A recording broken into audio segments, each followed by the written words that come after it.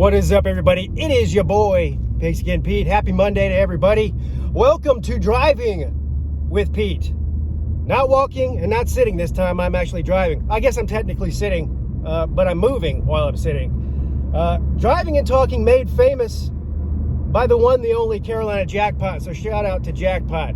But this is the only way that I can record a video today due to my schedule. So here I am. Look, I wanted to talk about this Clemson game on Saturday against Connecticut.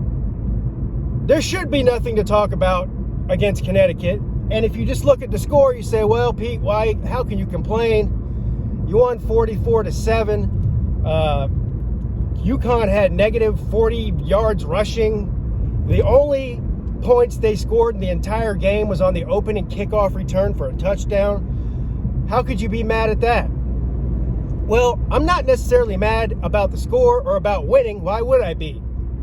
I am mad that I saw something that hopefully we would never see again from Dabo Swinney and Tony Elliott, I guess. But Dabo Swinney is the ultimate decision maker in this kind of thing. There is zero reason. No, there is less than zero reason, and then some, that DJ Uiagalelei should have been playing in this game at all.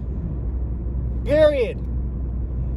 He was hobbling around. His knee was, I say, okay, bruised knee. It's not like he had torn anything in there. It was just a bruised knee. No big deal, right, Pete? Well, maybe not, unless you get him injured further because he can't escape pressure. And that's another sad thing about this game.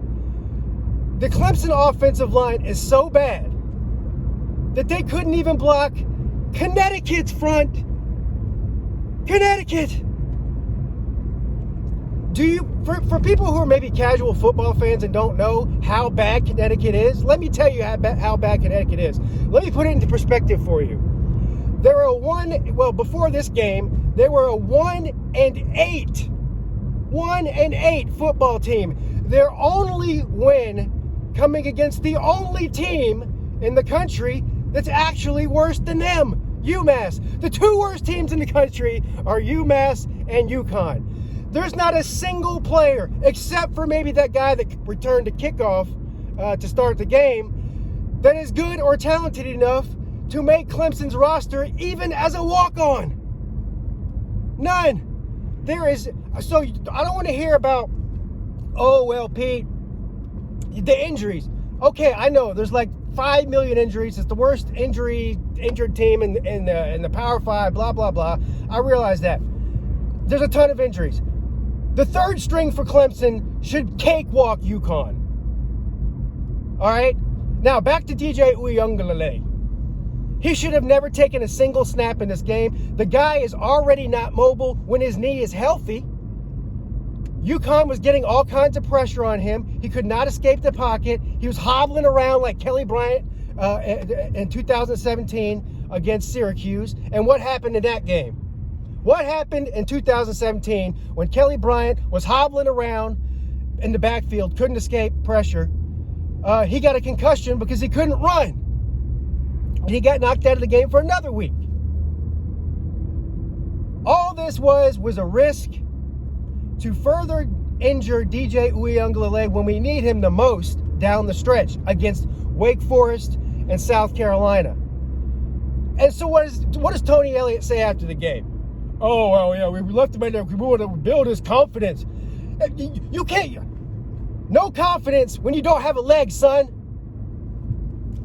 He's lucky he didn't get injured further.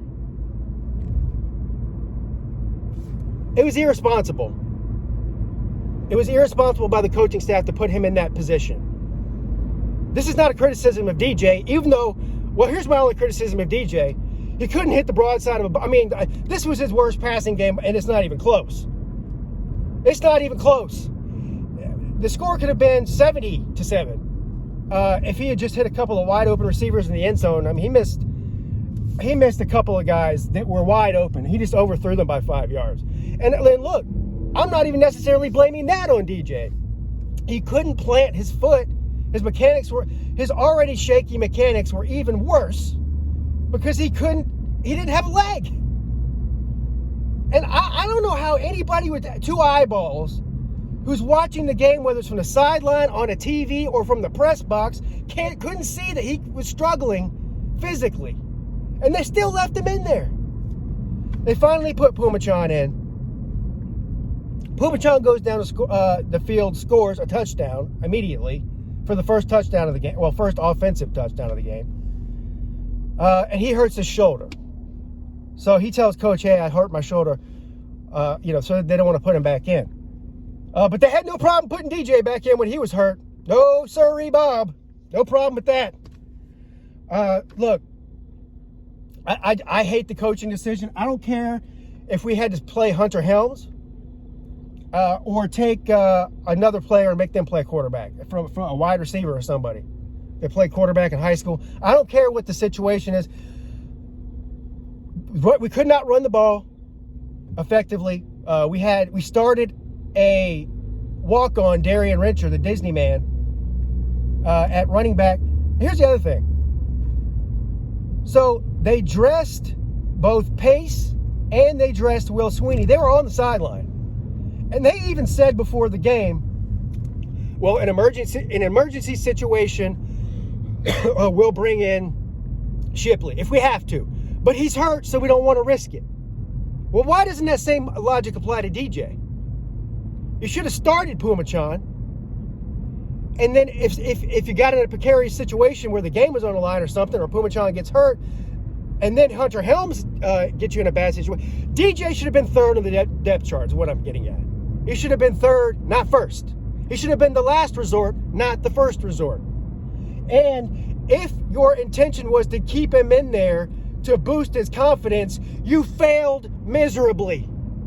Miserably. So I didn't like anything about what I saw on Saturday other than the final score. That's it. I'll take a win. A win's a win's a win. I get all that. Meanwhile, we lost more guys. Ross, I don't know what the situation with Ross is. He injured his foot. I doubt he'll be ready to go against Wake. We are basically on our second string on both offense and defense at this point. All the way around. Some positions at third string. So, I don't know. We'll see. But I did not like what I saw. Shame on Coach Sweeney for playing DJ in that game and risking injury. Thank God he didn't get injured worse.